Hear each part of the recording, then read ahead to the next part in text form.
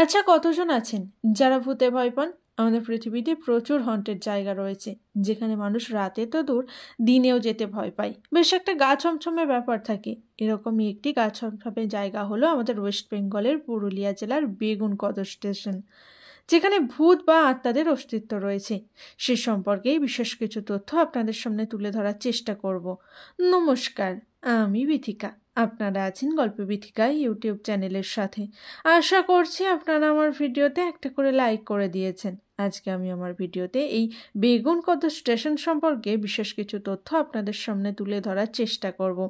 পুরুলিয়ার এই বেগুনকদর স্টেশনকে অনেকে ভুতুড়ে স্টেশন নামেও চেনে। ওই স্টেশনে ঘটা প্রচুর ভুতুড়ে ঘটনার কথাও শুনতে পাওয়া যায়, তবে তা কতটা সত্য তা জানা নেই। ছোট্ট এই স্টেশনে পাকা ইমারতের তৈরি।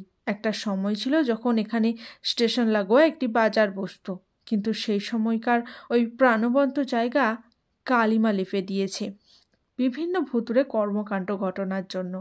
সন্ধ্যা হওয়ার পর ওই মুখো আর কেউ হন না। বহু ট্রেন আসে আর চলে যায়, কিন্তু কোনো ট্রেন ওই স্টেশনে থামে না।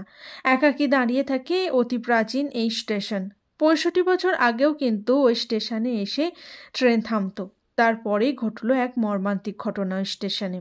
তখন থেকেই ওই বেগুনকদর স্টেশনটি মানুষের কাছে একটা ভয়ের কারণ হয়ে দাঁড়ালো। এই ঘটনা শুরু হলো 1960 সালের দিকে। শোনা যায় একদিন মধ্যরাতের দিকে ওই স্টেশন মাস্টার ও তার স্ত্রী খুন হন এবং স্টেশনের পাশেই ছিল একটি কুয়া, যেখান থেকে তাদের মৃতদেহ উদ্ধার করা হয়েছিল। আর ওইখান থেকেই নাকি শুরু হয় ভুতুড়ে কার্যকলাপের। ওই ঘটনা শুরু হতেই ওইখানকার রেলকর্মীরা ওইখান থেকে পালিয়ে যায়। সাথে থেমে গেল ওই স্টেশনের ট্রেন থামা।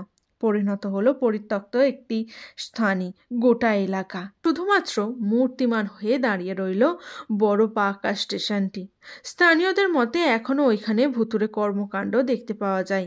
রাতে নাকি ওই স্টেশনে খেলা করতে দেখা যায় উজ্জ্বল সমস্ত আলোর। শুনতে পাওয়া যায় অদৃশ্য আত্মাদের চিৎকার। ওই খুনের প্রায় 50 বছর পর 2010 সালে আবারও খোলা হয় বেগুনকদর স্টেশন। ব্যবহার করা হয় প্যাসেঞ্জার হল্ট হিসাবে। পুরানো বিল্ডিংকে রং করে নতুন রূপ দেওয়া হয়। তাতেও কিন্তু বন্ধ হয়নি ভূতেদের উপদ্রব। অনেক অ্যাডভেঞ্চার প্রেমী মানুষেরা ওইখানে গিয়ে নাইট স্টে করে এসেছেন। তাদের কথা অনুযায়ী এখনো পর্যন্ত কোনো গ্রামবাসীকে ওই স্টেশনের ত্রিসীমানায় দেখতে পাওয়া যায় না।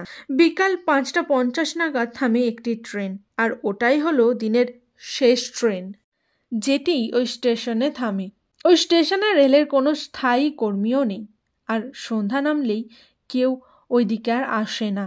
বলা হয় নাকি এখন আর সেইভাবে ওইখানে কোনো ভুতুড়ে কার্যকলাপ দেখতে পাওয়া যায় না। তাহলে স্থানীয়রা কেন ওইখানে আর আসে না? কেন যেতে ভয় পায় যদি কোনো ভুতুড়ে কার্যকলাপ হয়ই না?